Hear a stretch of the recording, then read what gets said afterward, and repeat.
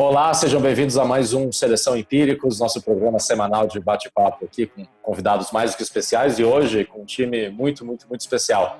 Está aqui com a gente hoje o Marcelo Bernabé, que é da Captalo, o Felipe Miranda, que vocês conhecem, é nosso estrategista-chefe aqui da casa, e o Max Bon, também já veterano aqui do nosso programa, com o João Piccioni, também convidado muito especial aqui da casa. Manda um e-mail para a gente, para seleção@empíricos.com.br, se você quiser fazer alguma sugestão de assunto, se você quiser fazer algum comentário, tiver alguma pergunta, e a gente vai tocar esse programa aqui fazendo um bate-papo super informal. Queria primeiro agradecer sua presença aqui, Marcelo, dizer que é um prazer receber você aqui em nome da Empíricos e agradecer a presença dos nossos três amigos aqui também, Felipe, Max e João. Bom, muito obrigado pelo convite. Olá a todos da Empíricos e os espectadores. Muito obrigado pelo convite. Maravilha. Queria começar fazendo uma pergunta para você e aí pedir para o Felipe, para o Max e para o João comentarem. Vocês gostam do case XP? Me corrija se eu estiver errado. A gente tem aqui na nossa carteira Oportunidades de uma Vida também o BTG. Como é que você compara essas duas coisas? Se fosse fazer aí um mata-mata de ações, queria perguntar para vocês quatro, XP ou BTG? Bom, quem começa? Você sempre... Pode ir, vai lá. Então tá bom. Deixa eu fazer só uma pequena ressalva antes. Na Captalo nós somos 13 gestores com mandatos independentes e nem tudo que eu venha falar aqui necessariamente vai expressar a visão da Captalo, tá? Então, a maior parte deve sim ser a expressão da Captalo, mas muitas das visões podem ser unicamente minha devido à independência dos mandatos. Tá ok? Maravilha. Então vamos lá, gente. XP e BTG. Qual que é a grande diferença que eu enxergo entre esses dois cases? O BTG é um excelente banco de atacado. Tá? Era um banco voltado para atender muito bem empresas, então ele é muito forte na parte de corporate, na parte de investment banking, né? Assessorando as empresas a abertura de mercado de capitais, dívida, fusões e aquisições, e também possuía um braço de wealth, né? que é atender clientes de renda mais alta, geralmente acima de 10 bilhões de reais de patrimônio, tá? E o BTG, ele começou a voltar seus esforços para o varejo, tá? Que é atender os clientes que possuem patrimônio abaixo desses 10 bilhões de reais na iniciativa que ele denominou de BTG Digital. Esse mundo era um mundo em que vinha sendo trabalhado pela XP. Então, a XP montou uma corretora lá atrás e ela começou a usar muito bem os agentes autônomos, que são terceiros que atendem em nome da XP. Ela começou a fazer isso num período em que houve um período lá atrás em que os agentes autônomos acabaram fugindo do controle de algumas corretoras que permitiam que eles operassem em nome dos clientes e teve algumas confusões de agentes autônomos operando sem autorização do cliente, fazendo. Então, o controle disso daí ficou sendo muito questionado pelo mercado e muitos bancos, os grandes bancos e grandes corretoras, acabaram deixando de lado esse modelo de negócio do atendimento via agente autônomo. E a XP conseguiu fazer muito bem, trabalhar esse canal. É um canal muito importante, que os clientes se sentem bem atendidos e ela conseguiu amarrar muito bem uma forma de controlar e verificar se esses agentes autônomos estavam trabalhando em nome do cliente, com autorização do cliente. E fez com que ela crescesse muito. Só para a gente lembrar aqui, é bom dizer que a XP, a gente sempre tem que mensurar tamanho da oportunidade que existe ali. Só para a gente fazer uma comparação meio boba, mas lá nos Estados Unidos, você tem que as pessoas físicas são mais ou menos atendidas, 80% do patrimônio das pessoas físicas dos Estados Unidos estão sendo atendidas por independentes, ou seja, casas como a XP que não estão ligadas a grandes bancos. E os grandes bancos possuem só 20% da gestão. Aqui é exatamente ao contrário. Mais de 80% está concentrado na mão dos 5 maiores bancos aqui do Brasil. Acho que isso tende a mudar com o tempo. Se vai chegar a 80% ou não, não dá para dizer, porque os grandes bancos são muito competentes, já viram que precisavam fazer ajustes, né? Tanto na qualidade dos produtos, nas taxas cobradas dos clientes e a qualidade de atendimento, mas esse não é um processo fácil, não é um processo que não é penoso, porque significa cortar receitas, aumentar custo e acaba que você tem a XP ganhando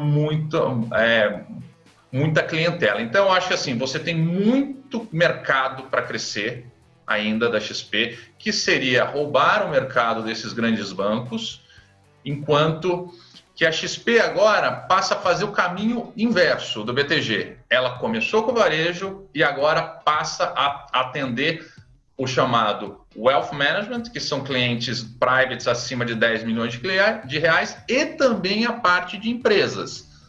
Menos na parte do crédito, o BTG tem uma carteira relativamente grande de crédito, a XP não pretende fazer isso, mas ela pretende atender as empresas. Então, ela está fazendo o caminho inverso. O caminho que eu estou chamando de Oceano Azul é o caminho de pegar esse varejo dos grandes bancos, que por enquanto ainda não é tão bem atendido. Tá?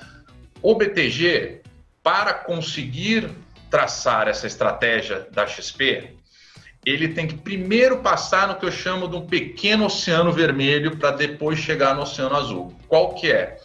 O BTG não quis montar sua própria rede de agentes autônomos do zero, de forma orgânica. Então ele decidiu partir para convencer alguns escritórios da XP, e o convencimento muitas vezes passa por remunerar melhor esses escritórios ou dar um adiantamento para esses escritórios, de forma que eles migrem para a plataforma do BTG e posteriormente, aí sim, cresçam ganhando o mercado dos outros bancos. Nesse processo, quando você está migrando os escritórios, tentando convencer alguns escritórios da XP a migrar para o BTG, é de se esperar que a rentabilidade inicial não seja muito boa, porque você tem já um player muito bem estabelecido, que já oferecia um bom serviço para os clientes. Para o cliente, não é tão óbvio migrar da XP para o BTG, porque, a bem da verdade, os produtos vão ser muito similares, ele não vai ter benefícios adicionais, e tem muito custo de transação nesse caminho. Muitas vezes ele tem que assinar muitos documentos, tem que ir no cartório, levar esses documentos para transferência de custódia, e no fim o cliente não tem tanto benefício. O benefício fica muito concentrado no escritório de agente autônomo, na remuneração desse escritório. Então não é um processo tão simples. Muitos não conseguem migrar 100% do patrimônio dos seus clientes que estavam na XP para o BTG. Então, de qualquer maneira, eu acho que tem espaço para um segundo player, tem espaço para um terceiro player. A gente está só começando esse processo. A Bolsa acabou de divulgar no mês passado, nós estamos com 3 milhões de contas abertas esse ano, do total na Bolsa. Não necessariamente são 3 milhões de CPFs, porque às vezes mais de uma pessoa possui mais de uma conta. Mas é um processo que a gente vem numa abertura de mais ou menos 150 mil contas abertas por mês esse ano. Só para lembrar, em 2018 isso daí era próximo de 10 mil contas. 2019 a gente passou primeiro semestre algo como 50 mil, fomos para 80 mil e agora a gente está em praticamente 160 mil. Um total de 2 milhões, de 210 milhões de habitantes. Claro que nem todos vão ter contas, mas a gente está ainda num pequeno processo. Então, o que eu acho dentro do investimento é que a XP, ela, no nosso ver, possui maior possibilidade de crescimento do que o BTG. Porque esse segmento de varejo, mesmo a XP sendo muito grande, e obviamente como o BTG está saindo de uma base menor no segmento de varejo, ele vai crescer mais do que a XP, Mas esse segmento de varejo dentro do BTG ele ainda é muito pequeno. Só para vocês terem uma ideia, toda a parte de administração de recursos, que é o chamado Wealth do BTG, representa mais ou menos algo como 10% da receita das receitas totais do BTG. Tá? Então, mesmo se dobrar de tamanho, ele não será tão expressivo no primeiro momento e não vai ser fácil dobrar de tamanho de um dia para o outro. Já a XP, ela já está no segmento de alto crescimento e o demais segmento que ela está avançando, que é o segmento do Investment Banking, Corporate e Wealth, que não é já um segmento consolidado, não é tão fácil roubar clientes de grandes bancos na parte de clientes de alto patrimônio, porque eles são bem atendidos com produtos já competitivos e preços bons, mas como você sai de uma base muito baixa, eu acho que ali tem mais crescimento. É claro que os múltiplos estão ajustados a isso, ou seja, os valuations, quando a gente olha o preço dessa empresa em relação ao seu lucro, a gente vai falar que no BTG deve estar em algo como 16, 17, a depender da estimativa do analista. Na XP, na nossa visão, está algo como 50 vezes. Tá? Esse é mais ou menos o argumento que eu consigo fazer. Um está mais caro em relação ao múltiplo, mas possui uma chance maior de crescimento, na nossa visão. O outro tem um múltiplo menor, só que tem um pouco menos de crescimento, porque ele já é muito consolidado, muito bem posicionado aonde ele opera. Maravilha. Queria ouvir você, Felipe, também, o Max e o João, quer dizer, o quanto esse call de BTG está relacionado com o crescimento do digital, do varejo, o quanto é uma expectativa de crescimento das outras áreas, quanto vocês concordam com essa hipótese de um oceano vermelho aí, antes do oceano azul no caminho do BTG? Eu estou como convidado aqui, então vou deixar o Max e o João falar primeiro, e aí depois eu comento aqui se eu tiver algo ainda a agregar, mas não queria passar na frente deles, não. Eu acho que essa questão de múltiplo é uma disparidade, é uma distância muito grande, né? Então, quando a gente começa a tomar uma decisão, quando a gente decide sobre um investimento, e tendo em vista o track record do BTG, eu acho que ao ver um banco com o nome do BTG e com uma avenida de crescimento que na minha opinião, é grande também, a 20 vezes preço-lucro, enquanto o XP está, na sua concepção, é 50 vezes, mas na média, aí, estamos falando de 60, 70 vezes, eu acho que é algo muito relevante na hora de alocar os seus recursos. Então, eu tenho uma visão não tão...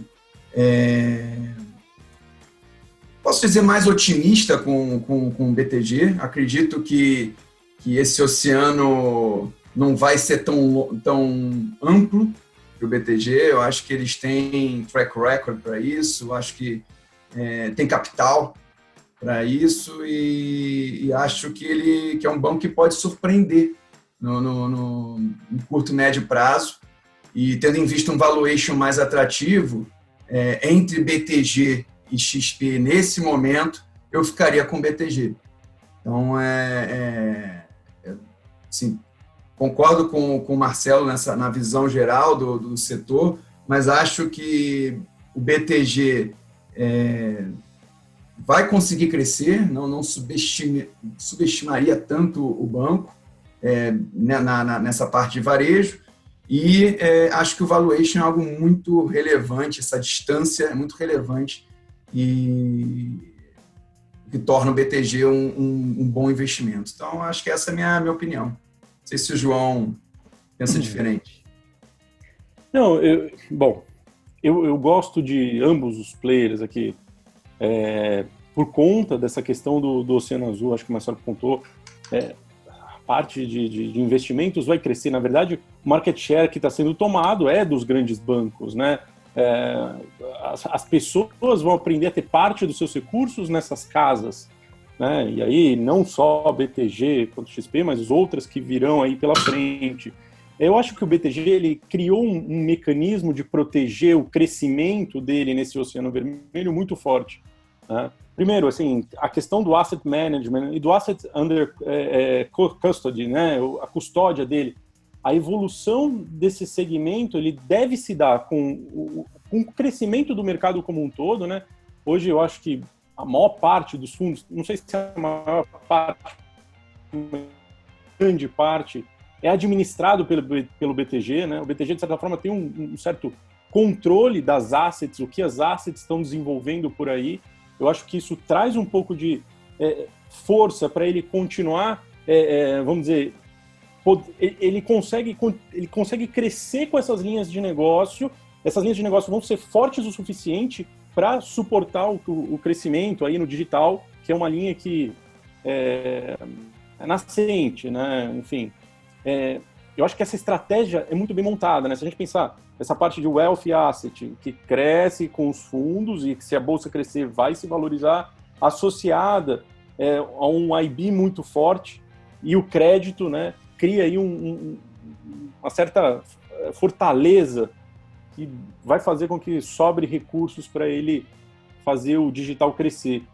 E aí, aos preços atuais, eu acho que assim, está muito atrativo, né? Eu não vou dizer que eu não gosto da XP, eu acho legal também. A XP, acho que o Oceano Azul é grande, mas aos preços atuais, eu acho que o BTG está muito atrativo.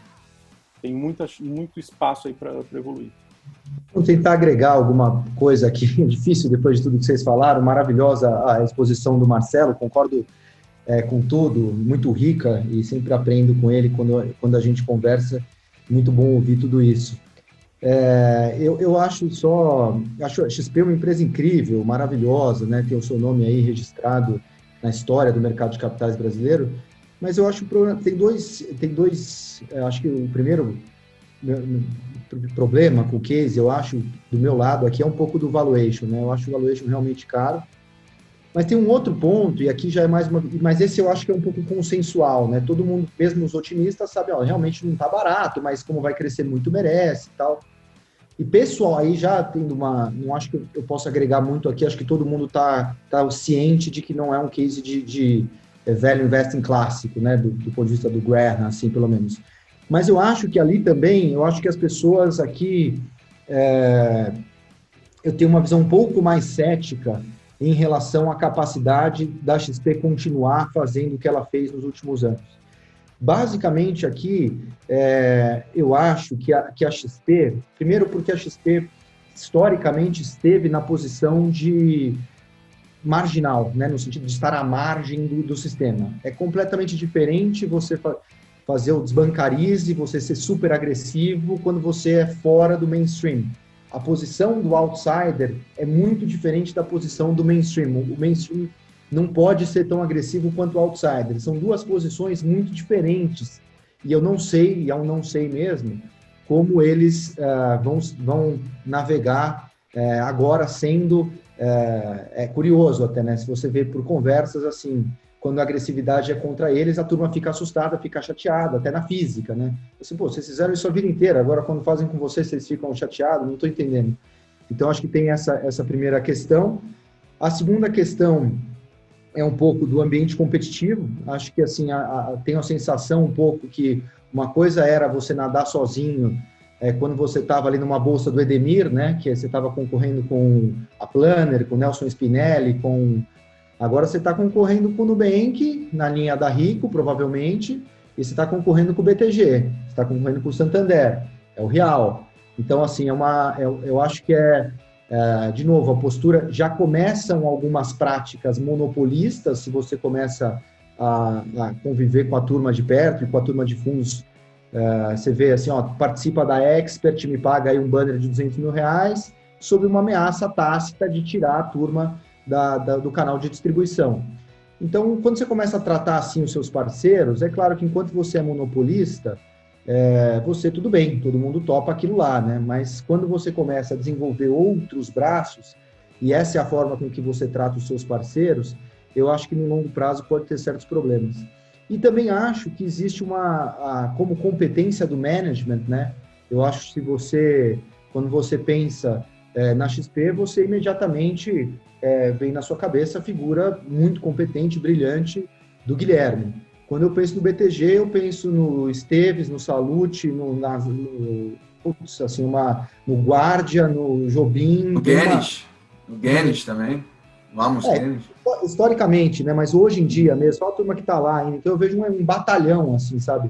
E eu acho que, não sei se na XP, quando você sai um pouco da figura do brilhantismo e da grandiosidade do Guilherme, com todos os méritos que ele tem, mas eu não vejo essa densidade, até é curioso, né, que o Guilherme postou no LinkedIn dele, da densidade intelectual, copiando, né, o Reed Hastings, mas eu acho que a densidade de talentos ela é muito maior no BTG do que na XP, e eu acho que isso conta no longo prazo. Mas eu gosto muito do case de XP também, eu acho que tem uma avenida incrível de crescimento e eles são uma empresa incrível também. Você quer comentar alguma coisa sobre isso, Marcelo? Deixa eu só fazer uma pequena ressalva aqui para também não parecer que eu estou atacando o BTG. A gente foi acionista do BTG durante muitos anos, continuamos como os acionistas do BTG, uma posição menor do que XP. Só vou fazer mais uma ressalva na comparação de ambos os cases. Eu vejo mérito em muita coisa que todos falaram, mas para fazer a distinção também um pouco do BTG e da XP. O BTG ainda possui muita dependência de áreas que demandam muito capital. Ou seja, se você for ver dentro das receitas do BTG hoje, é muito importante as receitas que são oriundas de tesouraria, que eles chamam de sales and trading, não necessariamente são apostas especulativas, mas depende do fluxo de interação com os clientes para você fazer isso daí. Tem uma certa volatilidade e o Banco Central exige bastante capital alocado ali. Então, para você crescer nesse segmento, você tem que alocar mais capital. Outro segmento é o segmento de crédito. Deve ser algo como 20%, se eu não estou enganado, ou 15% das receitas.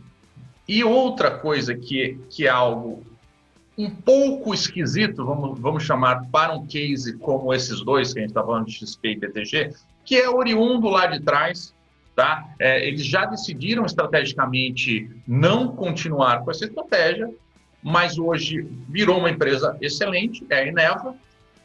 O BTG possui uma participação bastante relevante e ela é marcada a mercado dentro do balanço do BTG. Então, você teve uma contribuição bastante importante dentro dos resultados do BTG, oriundos de Eneva, que deveriam ser faseados ao longo do tempo para deixar de contribuir e fazer parte, porque o BTG decidiu não mais colocar investimentos de empresas dentro do BTG, como eles fizeram antigamente, que era o chamado private equity deles. A rentabilidade de Eneva, vocês que acompanham faz tempo, eu creio que deva fazer parte da carteira de vocês, se eu não me engano, foi muito elevada. A gente precisa, de certa maneira, normalizar essa rentabilidade. E você chega num lucro um pouco menor. Mas, de qualquer forma, eu tenho essa pequena distinção. E o que o Felipe falou também é muito importante. Se a XP ficar parada, não adianta. Os próprios grandes bancos vão conseguir fazer as mesmas coisas. Então, ele sempre vai ter que dar um passo à frente. E é muito gozado. Você até citou assim, poxa, a XP era muito antagônica com os grandes bancos, né? E no final das contas, ela obviamente está evoluindo para ser um banco. E uma das coisas mais importantes dela é fazer um banco transacional. Tá? O que é isso? Hoje em dia, para você conseguir se servir na XP, você consegue se servir apenas de investimentos. Então, a sua vida de cartão de crédito, pagamento de contas, esse tipo de coisa, precisa estar necessariamente ligada a um banco. Geralmente é um grande banco, mas pode ser um banco digital. Mas na XP você não pode fazer isso. E geralmente quando você está num grande banco, para você conseguir não pagar as suas tarifas, você geralmente tem um montante investido lá. Esse montante é algo como R$200 mil para o segmento personalité, vamos assim dizer, do mercado.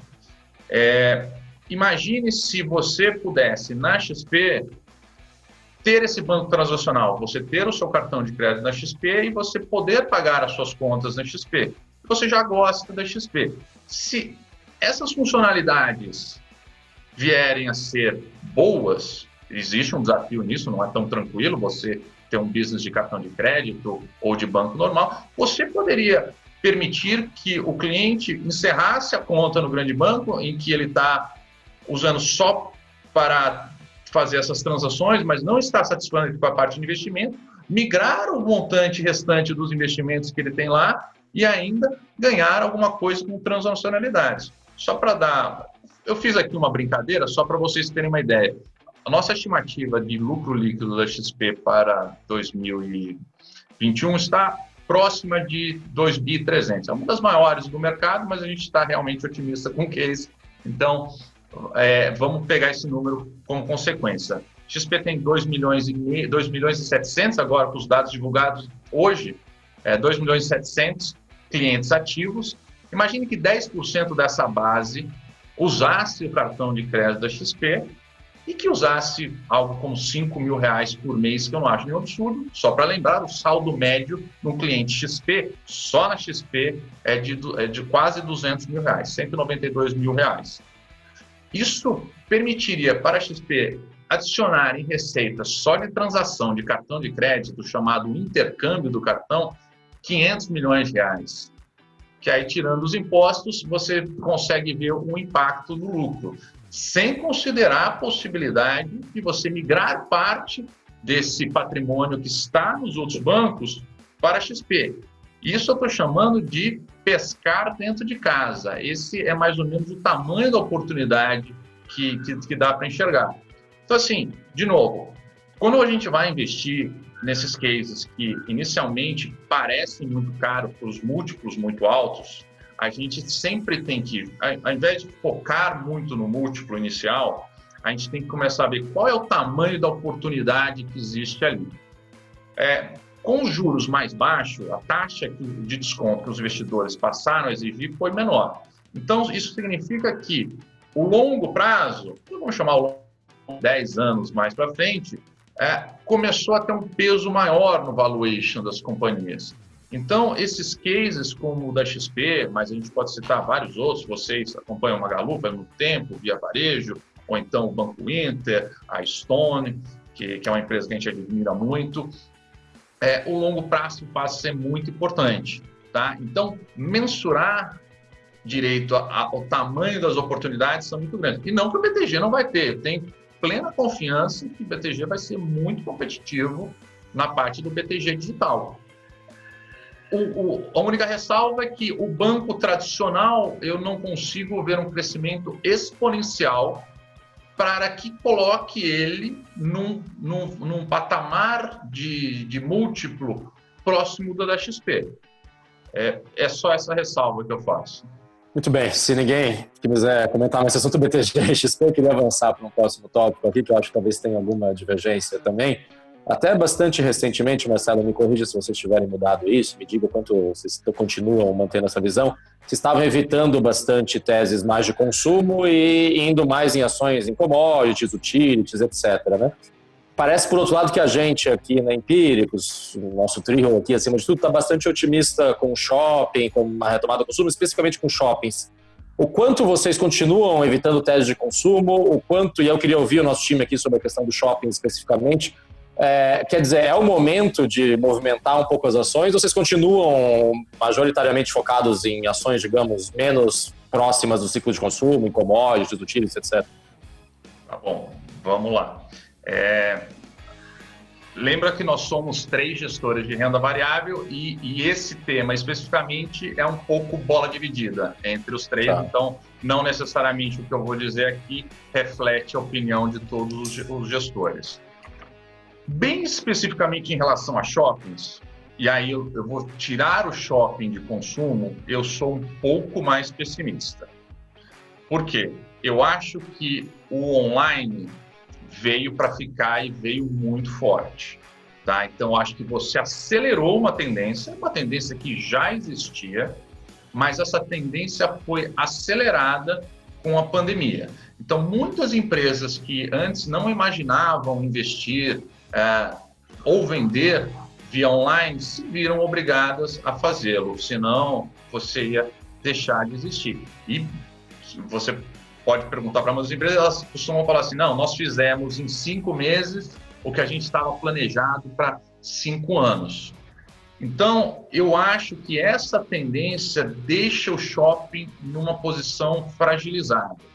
Eu vou dar um exemplo aqui para vocês, para a gente dar uma olhada numa métrica que poderia auxiliar a gente. O shopping é bastante dependente de vestuário, mais de 50% geralmente das vendas de shoppings estão em vestuário. Vou pegar uma empresa que é muito competente, a Lojas Renner. A Lojas Renner, antes da pandemia, que já vinha investindo no canal online, possuía mais ou menos aproximadamente 4% das suas vendas dentro do canal online. Obviamente, dentro da pandemia, quando você está com o shopping fechado, esse número deixa de fazer sentido. As Lojas Renner, imagina que em 2021, com uma normalização, uma possível normalização da pandemia, ela venha a possuir mais ou menos 10 pontos percentuais das suas vendas oriundas dentro do canal online. Isso significaria que, ceteris paribus, o shopping deixaria 6% a menos de vendas que seria oriundo dentro do shopping. Depois a gente até pode entrar como o shopping gostaria de participar do online e como eu acho que ele efetivamente vai participar do online. Nós partiríamos, então, de uma base 6% menor, sem considerar os efeitos bases da pandemia. Já estaria menos dentro dessa companhia. E, possivelmente, ao longo dos anos, esse 10% poderia migrar para 11%, 12%, 13%. Não sei onde ia parar, se ia ser essa velocidade, mas tendo a acreditar que seria para cima e não para baixo essa participação, que acaba prejudicando os shoppings.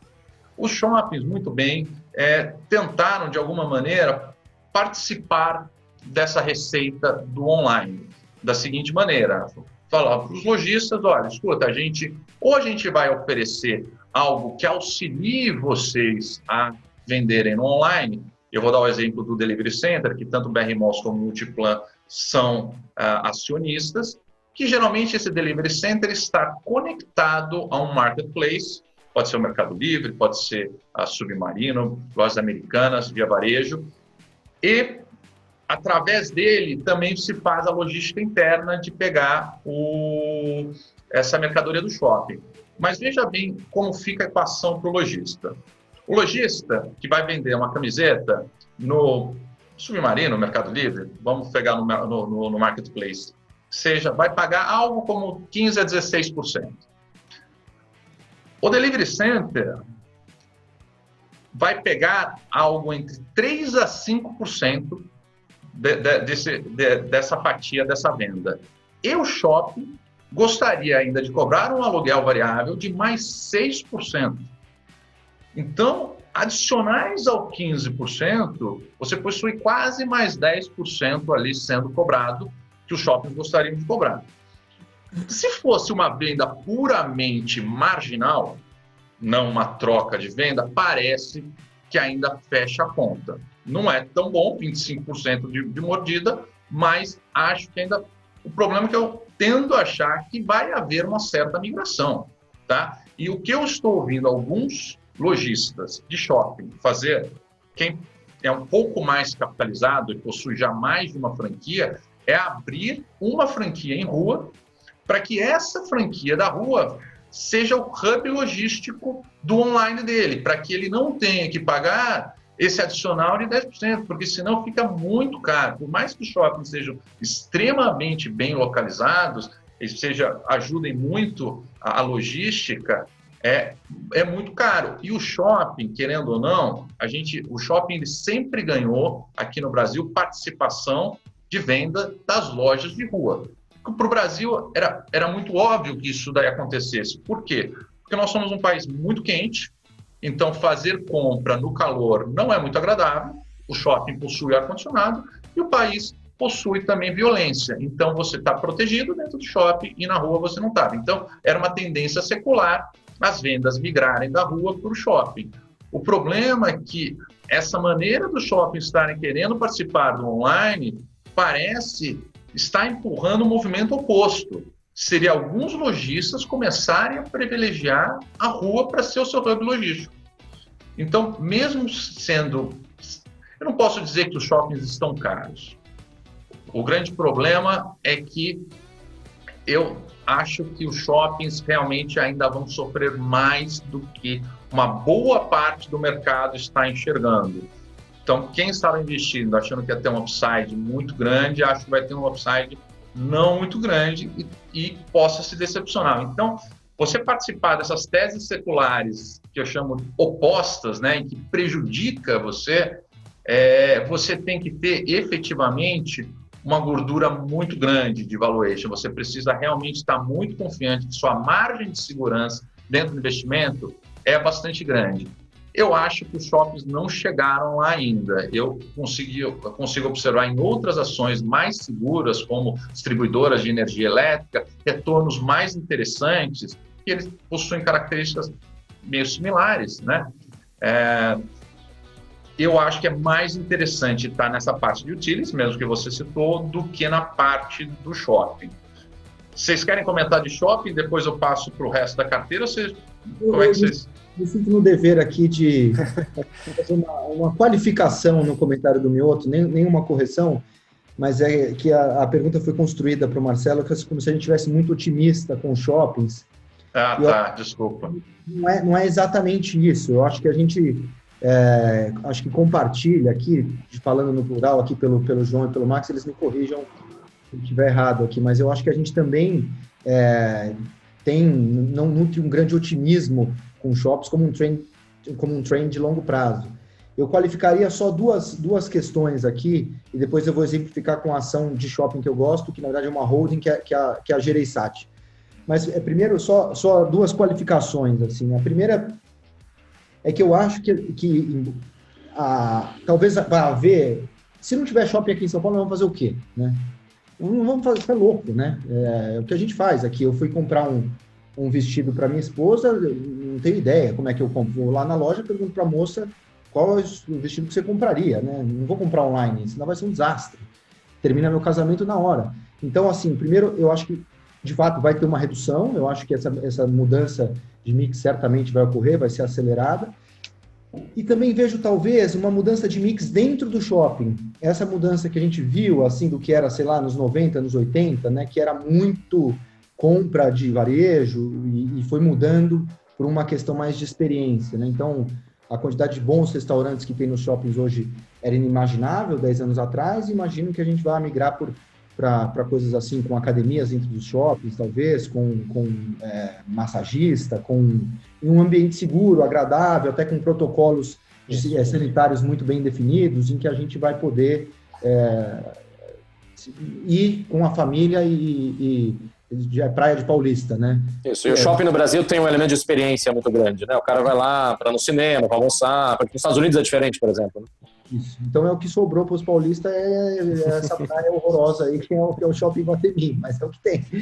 E aí, assumindo, então, eu acho que assim, são 2 anos de resultado muito ruim, então a gente perde aí, sei lá, num DCF, né? Perde 10%, do valuation total numa perpetuidade. E aí você pega, sei lá, uma perda de valor de 25%, tá bom, vamos cair aí 35%. Você pega Gereissati, caiu 50%, né? E a gente achava atrativa a 45%. Então, sei lá, o preço-alvo disso aqui era 60, tira 35, vamos mirar R$30, vai. Dividiu por 2 do que era justo. R$30, tá 22, tem 40 para subir. Então, não é... Eu acho que o Marcelo tá super... concordo com tudo, eu só acho que há pequenas oportunidades, assim, 40%, assim, na pior, aquilo é um ativo na Faria Lima, bom, né, é um ativo imobiliário também, você tem lá os outros shoppings bons também, então é assim, não estou otimista com o shopping, vai ser duro, provavelmente não vai subir agora, mas assim, eu acho que assim, algum valor tem, sabe, então eu acho que assim, sem forçar, eu consigo chegar num valuation de R$28, R$30. Para Gereissati, no mundo de Juro A2, 40% para subir, eu acho ok, sabe? É meio assim que eu consigo defender. Não é que eu acho, diferente de XP e BTG, que eu acho, nossa, isso aqui é bom pra caramba, é animal, puta futuro, puta trend, vou ficar 10 anos ganhando dinheiro. Acho que aqui é quase aqui já é o Benjamin Graham clássico, sabe? Desconto em relação ao valor do ativo, lucro histórico, desconta aí o lucro histórico. e aqui eu consigo enxergar um upside. É só essa pequena defesa aqui. Max, eu ou o João querem fazer um comentário sobre shopping, sobre alguma empresa específica? Agora o Felipe me deixou sem argumento, porque o meu argumento é muito parecido com o dele. Eu concordo com o Marcelo, o varejo online vai ser um grande desafio para os shoppings. Eu já estou enxergando uma maior penetração de âncora do que as satélites. Eu acho que as âncoras vão dominar, e aí você pode entender isso como negativo para os bancos, porque elas vão ter mais, para os bancos, para os shoppings, porque vão ter mais poder de barganha em negociação com aluguel e tal. Eu acho que as satélites vão realmente sumir aos poucos. Então, eu concordo com você, eu acho que eles têm que começar a desenvolver ferramentas online, os shoppings, para poder não perder esse fluxo. Lojas Renner, essas grandes Centauro, vão ficar cada vez mais fortes nos portfólios. Então, concordo com o Marcelo nesse ponto. E acho que, por exemplo, shoppings de empresas que não prezam tanto qualidade, ou seja, em cidades mais medianas, então vão encarar um grande desafio, né? Agora, Multiplan, Iguatemi, são cases diferenciados, um portfólio bastante premium, que eu acho que ainda, usando o termo que o João falou, são fortalezas, né? E muito baratas para se ignorar. Então, a gente já enxerga, você pode colocar até uma queda de receita, uma queda de lucro, mas a gente ainda encontra valor nessa geração de caixa de Multiplan, mesmo dentro desse cenário mais difícil. Então, por isso que a gente gosta, por isso que eu gosto de shopping.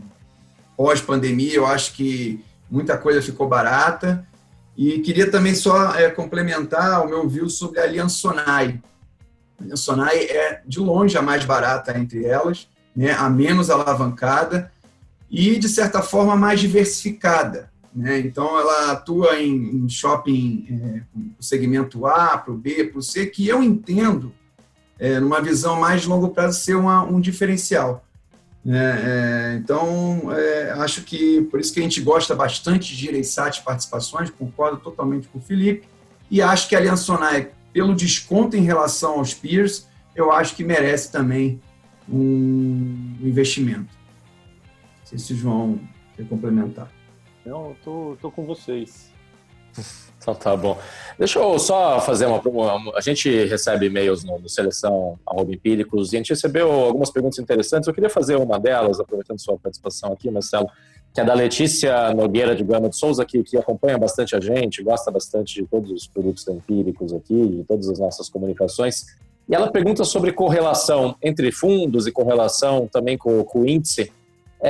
A pergunta é a seguinte: os fundos, na média, têm uma correlação mais alta do que deveriam com o Ibovespa, ou os fundos deveriam, de alguma maneira, perseguir isso? Quanto vocês olham para isso? O quanto isso é uma coisa que passa pela cabeça de vocês? O quanto o mercado, digamos, está no seu ótimo, nesse sentido de correlação entre fundos e correlação com o índice? Legal. Excelente pergunta. Quando a gente lançou o nosso fundo de ações, o Tarcos, a primeira coisa que nos veio à cabeça é qual deveria ser a forma correta de cobrar performance dos nossos cotistas. E a gente chegou à conclusão que o melhor índice para cobrar performance dos cotistas que investem em fundos de ações devia ser o excesso de retorno acima do Ibovespa, que, querendo ou não, é o nosso índice mais conhecido, pode não ser um índice perfeito, ele possui uma concentração relativamente grande, diferentemente de índices como o S&P, mas é o índice que nós temos disponível. Sendo assim, qual que era a ideia nossa? A decisão de investir num fundo de ações já foi tomada pelo investidor. Então, assim, ele já quis ter exposição em ação, tá? Esse nosso fundo, por exemplo, ele é um fundo que pode ir até 130% de exposição comprada e aos 70% de exposição comprada. Mas o nosso neutro Quando a gente acha que nós devemos estar neutro do Bovespa, não é que apresentando nem muito, nem pouco upside ou downside, nós estamos no 100% de alocação, tá?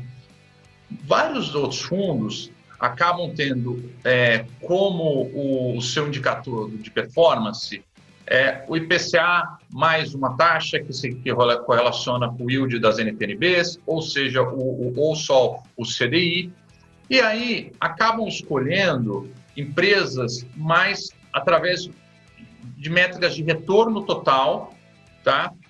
Às vezes empresas com menor beta, né? Ou seja, menos arriscadas, que oscilam menos conforme a economia balança, e também acabam acumulando mais caixa. Você pode ver que alguns fundos, mesmo os fundos que são realmente bons aí pelo mercado, mas acabam tendo em várias ocasiões 20%, 30% de caixa, 15% de caixa. Dificilmente estão 100% alocados, são raríssimos os casos. Então, para esses fundos, 100% seria o nosso 130%.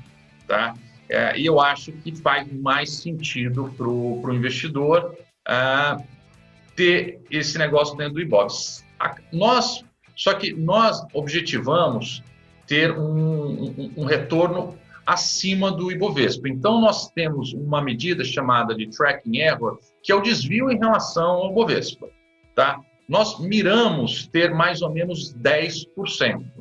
Mas como a gente tem um índice como o nosso benchmark, nós acabamos, de certa forma, ponderando algumas coisas que outros fundos não ponderam. Porque, como eu disse, o nosso fundo, o nosso índice tem muita concentração. Então, bancos chegou a ter quase 30%, não me recordo agora se são 25% de participação ou algo assim.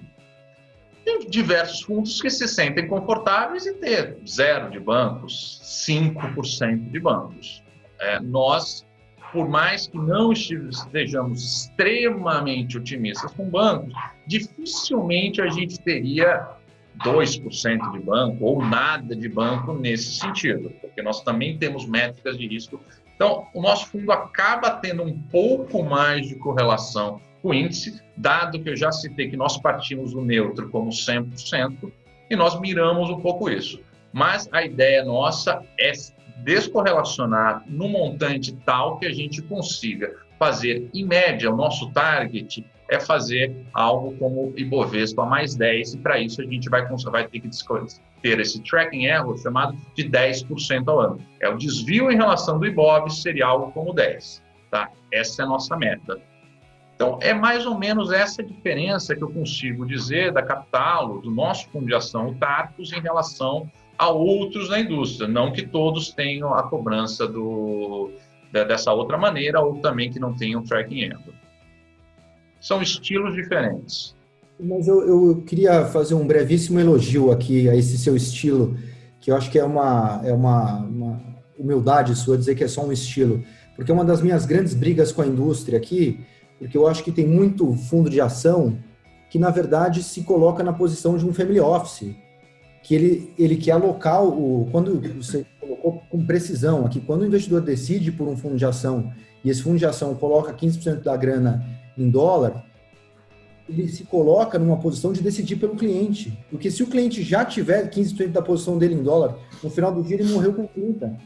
Então eu acho que os fundos de ações no Brasil, tem muito fundo de ação no Brasil disfarçado de hedge fund, e aí eu acho que assim, tudo bem, quando você olha isoladamente, aquilo até pode fazer sentido, defende o fundo em determinados momentos e tal, só que está pensando na sobrevivência do negócio e não pensando no portfólio do investidor.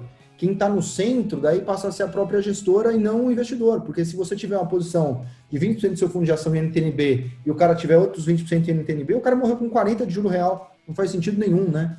Então, eu acho essa sua cabeça, já tive essa conversa com outros grandes gestores e queria elogiar, porque eu acho, não posso dizer rara, mas não é tão frequente entre os fundos de ações brasileiros, eu acho a cabeça corretíssima. Um fundo de ação é um fundo de ação, né? A gente tem que bater o Ibovespa, não vamos tradar dólar, nós vamos tradar B, nós não vamos fazer... Eu gosto muito dessa abordagem. Muito legal. Deixa eu falando mais de algumas ações aqui, eu acho que tem uma que a gente olha bastante, vocês olham bastante aí, que é BRF também. Queria ouvir um pouco vocês quatro sobre essa comparação inevitável, né? BRF e JBS, e fazer quase uma provocação aqui, que até a gente estava conversando com o Max sobre isso. Por que essa cotação de BRF não anda, hein? Talvez seja um começa aí que eu quero ver se eu aprendo um pouco. Esse talvez seja um dos maiores dilemas que eu estou vivendo recentemente, porque sou diariamente questionado pelos assinantes e enxergo um papel barato, né, com múltiplos bem interessantes em relação ao histórico que sempre tradou. Vejo uma empresa com um management muito bom, muito competente, né, com um chairman respeitado, com o Lorival Luz que conhece bem a companhia. Só que eu acho que a dinâmica de mercado está prejudicando ou não deixando a empresa colocar toda a estratégia que ela pensava para 2020 de uma maneira tranquila, de uma maneira que pudesse refletir em resultados melhores. Então, e aí eu estou falando de pandemia e a não possibilidade de você repassar preços num momento delicado da população. Estou falando de uma inflação de insumos, como o milho, que realmente pega em cheio a companhia. Outras questões mais ligadas às operações no exterior, que também trazem mais desafios. Ou seja, é uma companhia que tinha tudo para melhorar suas margens, colocar em prática uma estratégia que a gente ia conseguir enxergar nos resultados, mas a dinâmica do setor e de commodities realmente fez a companhia dar um passo para trás, né? E talvez a gente consiga enxergar isso mais à frente. Então, eu fico muito dividido entre momentum, mais delicado para a companhia, mas ao mesmo tempo uma empresa muito barata, né? Negociando aí a 6 vezes a EBITDA, quando o seu histórico era de 8, 9 vezes a EBITDA. Então, acho que é um case para você ter paciência, focar mais no médio e longo prazo. Eu sei que pedir isso para os assinantes, para os investidores é muito difícil, porque eles falam, a BRF não anda, a BRF está empacada nesse 18, nesse 20 reais, mas realmente o momentum é muito complicado e vai exigir muito desse management, né? Como é que ele vai conseguir repassar preço, lidar bem com a inovação, trazer um novo portfólio de processados e vai exigir muito do dia a dia da companhia, e vamos ver se isso consegue se refletir em resultado. Essa é a minha visão com o BRF. Não sei se o Marcelo concorda. Não, a linha de raciocínio é muito parecida com a do Max. O nosso investimento ele é bastante calcado numa ótica de risco-retorno. Eu acho assim, o Max colocou muito bem. Quando a gente olha os múltiplos históricos da companhia, estão nessa casa de 8 e 9.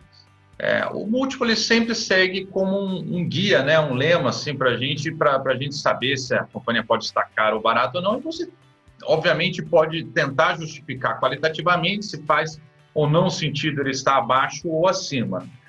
Sinceramente, eu acho que nesse ponto do ciclo, ele estar abaixo não faz muito sentido. A gente ter uma taxa de juros que está mais deprimido, o que faz com que os múltiplos, geralmente, das companhias sejam mais altos. E o outro ponto seria, se a companhia estivesse super endividada, ela está um pouco acima do que ela estava, mas muito... o perigo do superendividamento já passou faz tempo, porque os resultados foram mais robustos.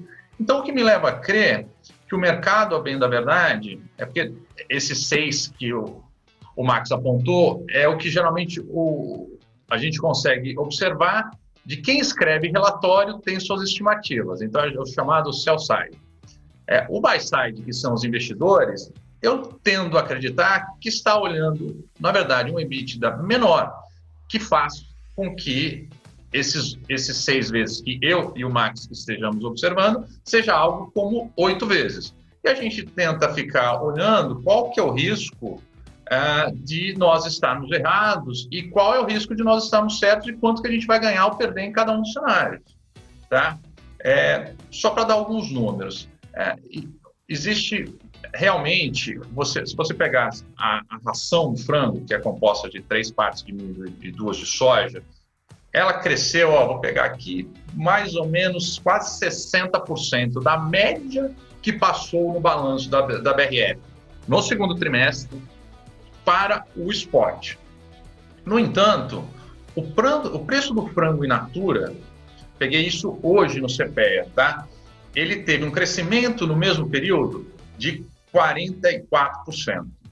A gente olha um outro indicador bastante interessante, que é o IPCA de processados. Dentro do IPCA, que é grandão, tem uma linhazinha que é da decomposição do IPCA, que chama IPCA de processados, que são de alimentos processados, onde combina bastante preços da própria BR Foods, de alimentos próximos da BR Foods. Quando a gente traça um gráfico de correlação, tem uma correlação minimamente aderente. Esse gráfico na ponta dos processados está indicando algo como 15% ano contra ano.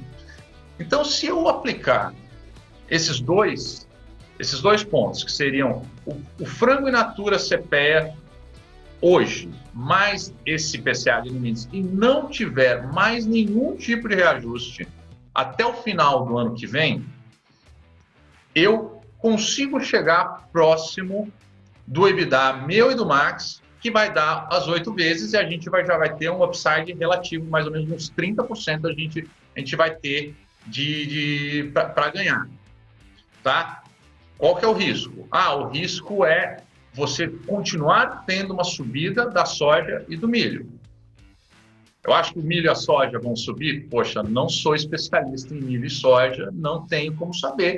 Acho que parece que está num ponto alto. A China está comprando bastante, precisa refazer o seu rebanho, né? Houve a febre da gripe suína, tá? Não tem nada a ver com a pandemia, é uma doença que deu nos porcos da China, que acabou matando uma parte importante dos porcos da China.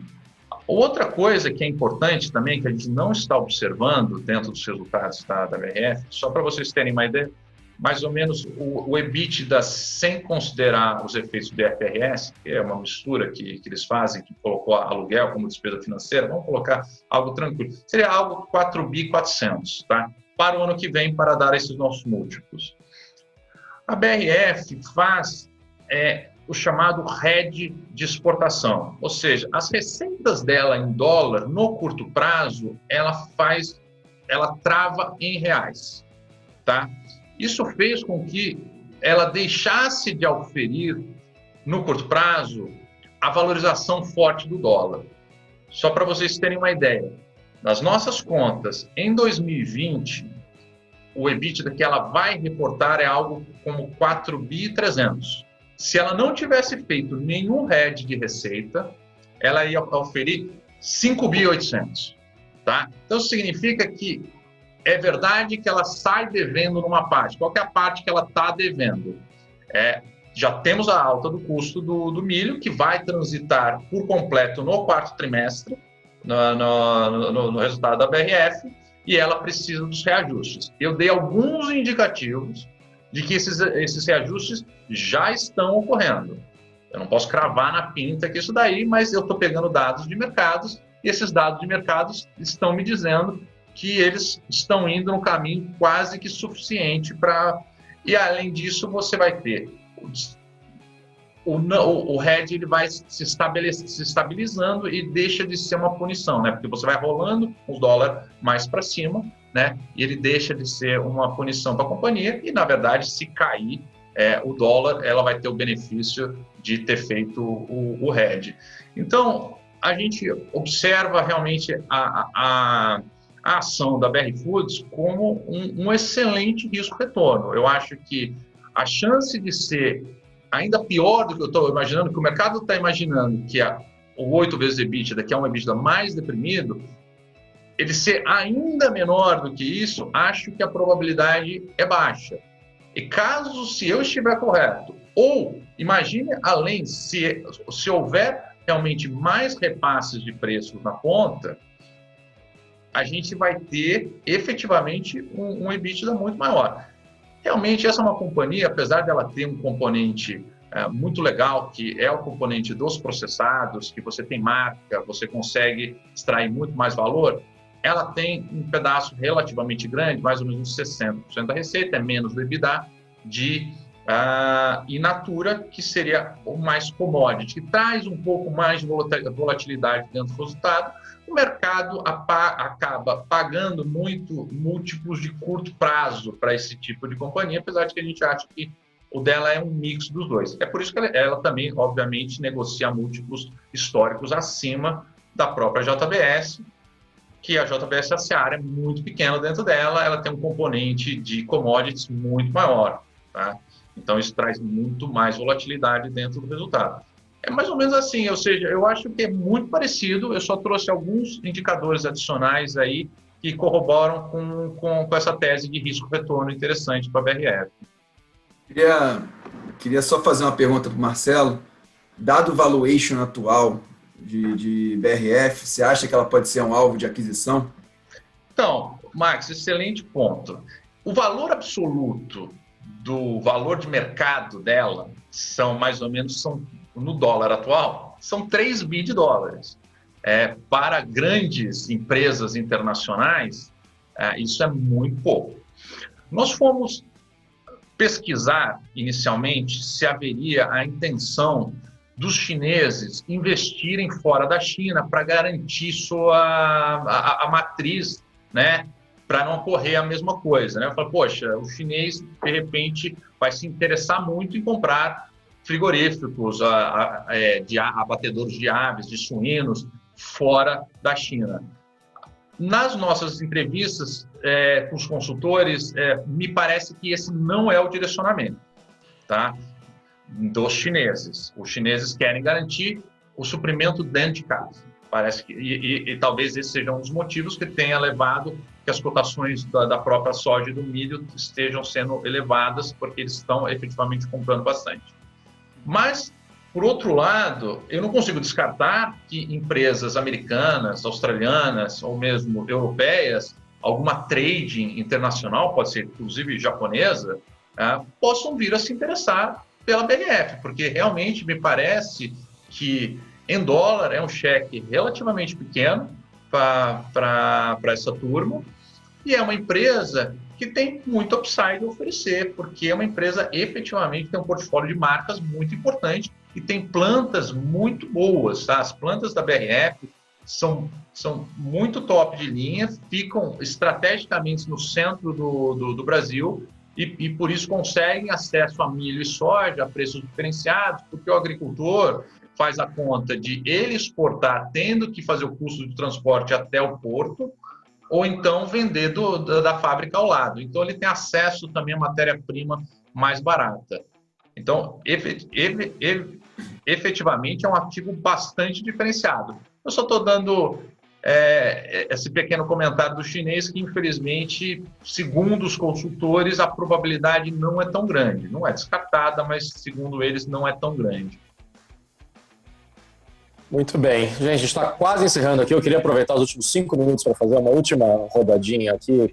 A gente falou de empresas grandes, queria falar de 2 nomes um pouco diferentes aqui. A gente teve uma série de IPOs recentemente, tem 2 especificamente que acho que chamaram mais a atenção das pessoas que estão participando aqui, que são o Grupo Mateus e Quero, no caso de vocês, né, Marcelo? A minha pergunta é, os 2 casos, assim, Brasil profundo, né? Um mais Maranhão, outro Rio Grande do Sul, os gaúchos me perdoarem aqui, chamar o Rio Grande do Sul de Brasil profundo. Eu queria entender um pouco de vocês, assim, basicamente, por que o investidor deveria entrar em algum desses papéis, ainda mais considerando que a IPOs sempre embutem um nível de risco ali grande, seja de entender direito à empresa, da precificação, etc. E no caso de vocês, Marcelo, é só Quero Quero ou teve outras coisas que vocês olharam com carinho aí também? Ricardo, a gente olhou ambos com carinho, tanto o Matheus como o Quero Quero, participamos de ambos e a gente está sempre atento nesses lançamentos de ações. Como você bem disse, devido ao histórico curto, muitas vezes a gente tem que aplicar uma margem de segurança muito maior para investir e também o tamanho do nosso investimento tende a ser menor do que um investimento de uma empresa que a gente vem acompanhando há mais tempo. Mas a gente não se furta de olhar e também não se furta de investir nessas companhias. Vou comentar sobre Quero Quero, nós temos pouco tempo, é uma empresa que eu gostei bastante. Felizmente, ou não para eles, mas eles perderam algumas janelas de mercado e a gente teve a oportunidade de ter contato com eles em mais de uma oportunidade, o que foi interessante para a gente conseguir ter um tempo um pouco maior de contato com o management antes de decidirmos pelo investimento. A Quero Quero, igual a XP, eu acho que a gente tem que olhar também a oportunidade que existe do investimento, né? E a oportunidade é muito grande.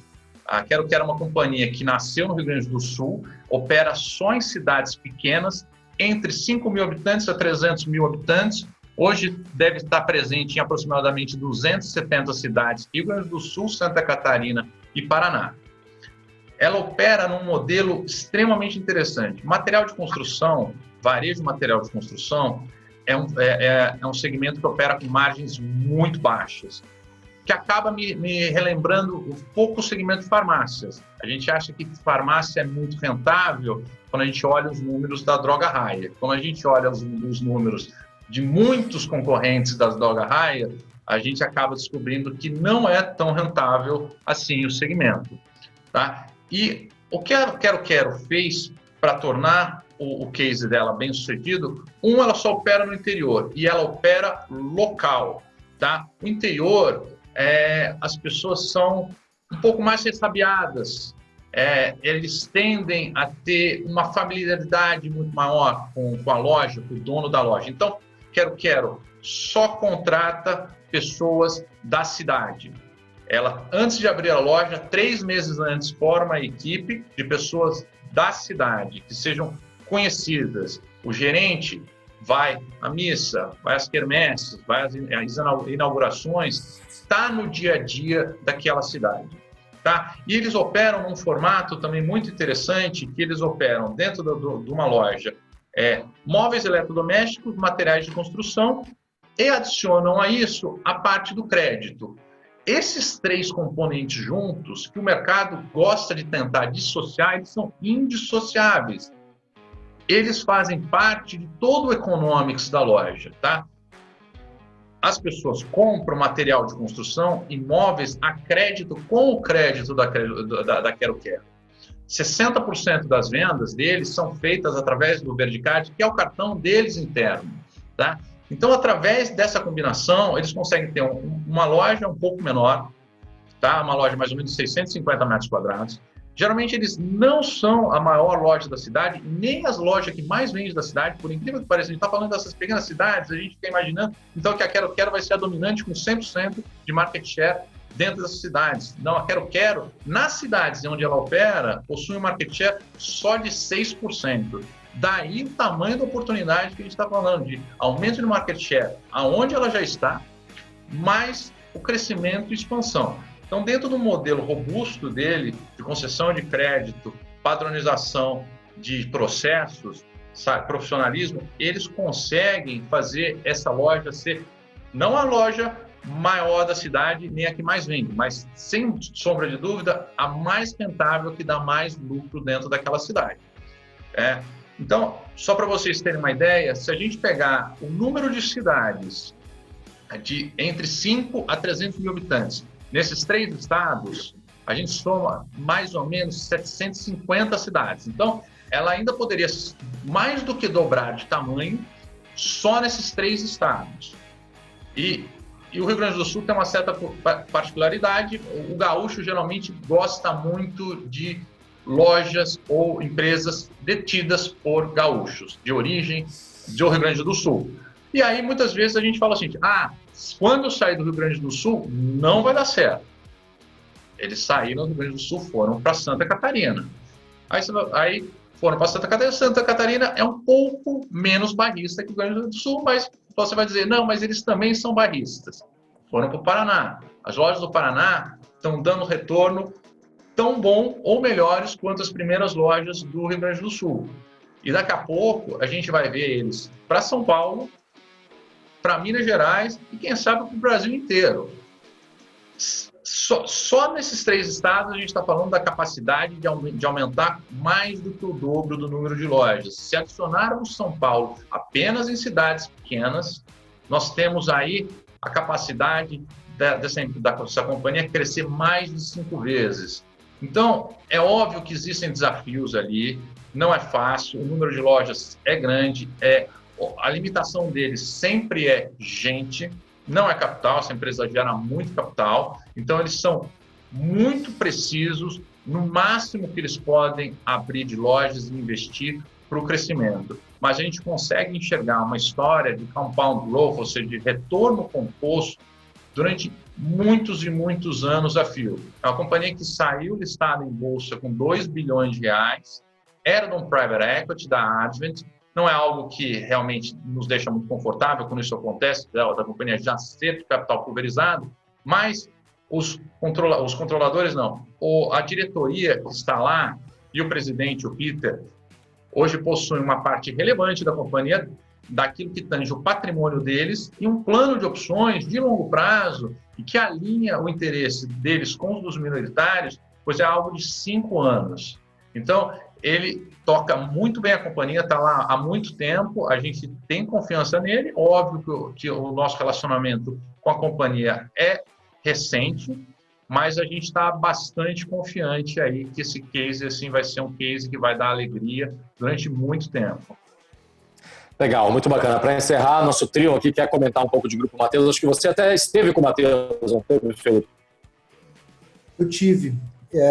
Inclusive, esse é um dos motivos, eu acho, por eu estar otimista, assim, e tem uma certa familiaridade com o case, dos 2 cases, embora um não tenha nada a ver com o outro, mas que é uma das coisas que eu gosto de olhar e resgato até o meu comentário do início da importância do management, né?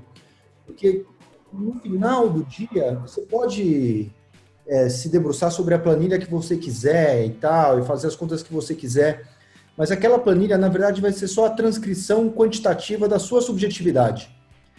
A planilha, ela tende a ser assim, você vai para a planilha para fingir que você é o cientista, né? Que você é o observador isento, e você só vai transpor para a planilha o que é um número material. Mas, na verdade, o que está subjacente a Quero Quero e ao Grupo Mateus também, são 2 planos de expansão muito ambiciosos, mas muito críveis ao mesmo tempo, que se materializarem, e esse é o grande C da história, não importa muito a conta que você fizer, é se você acredita ou não no plano de expansão, porque se você não acredita, as ações estão caras, e se você acredita, elas estão de graça. Então, a arte está aqui em você tentar capturar se aquele plano de expansão, que hoje é uma projeção, vai se materializar. E eu acredito que vai se materializar, porque quando você vê, né, as rotas bem desenhadas, para onde o cara quer crescer, as vantagens competitivas, as barreiras de entradas estruturais, e 2 coisas que eu procuro muito nessas horas como analista. Um que é o execution histórico do cara, ele entregou até hoje o que ele falou que ele ia entregar, e os 2 fizeram. E a outra coisa é que, nesse caso, assim, o termo não é rigorosamente preciso, mas dada a posição do Peter na Quero Quero, ele filosoficamente incorpora a figura do empreendedor, mas que é esse incorporador obstinado, um tarado naquele negócio, no bom sentido, né? O cara que acorda e vai dormir pensando naquela história. E você pega a trajetória do seu Wilson Mateus, eu acho que o cara, assim, que não vai sabe fazer, né? Não vai esmurecer por pouco. Então, eu acho que são 2 cases que vão executar os 2 planos de expansão que estão planejados, e aí você estica as projeções de múltiplos, o que parece caro hoje, assumindo que ele vai entregar o que ele colocou como a expectativa de entrega, e você chega a múltiplos ali 23, 24, que são realmente barganhas frente ao que está hoje. Então é isso que eu acho que, de algum modo, me motiva em ambos os cases aqui. Super legal. Max, João, algum último comentário sobre isso ou sobre qualquer outra coisa que vocês quiserem comentar?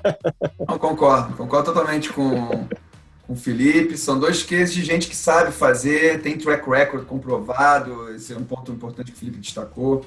E isso é muito relevante no varejo, né? Saber fazer, saber como fazer, né? Entender de logística, entender de expansão, entender de relacionamento com o funcionário. Isso é muito importante. Eu acho que esses 2 grupos têm essas características em comum. São vantagens competitivas. Eles se diferenciam por esses pontos em relação a concorrentes e a outras empresas do varejo. Então, concordo. São 2 pepitas de ouro aí que podem dar muita alegria aí para os investidores. Eu gosto, adicionaria a questão de que esses caras estão explorando áreas, geografias que a competição não quis entrar, ou enfim, ou foi engolida, vamos dizer assim, né? Ou é muito fraca ainda, não tem uma profissionalização clara. E eu acho que eles estão muito mais bem preparados para absorver esse mercado. Bom, muito obrigado a todos vocês que participaram, que assistiram a gente até aqui. Muito obrigado, Marcelo. Muito obrigado, Felipe. Obrigado, Max. Obrigado, João. Escreve para a gente no seleção@empíricos.com.br, manda suas críticas, sugestões, perguntas. A gente está no ar com esse programa toda semana no YouTube, sempre com convidados diferentes. Vai ser um prazer ter você acompanhando a gente. Muito obrigado, até a próxima. Tchau.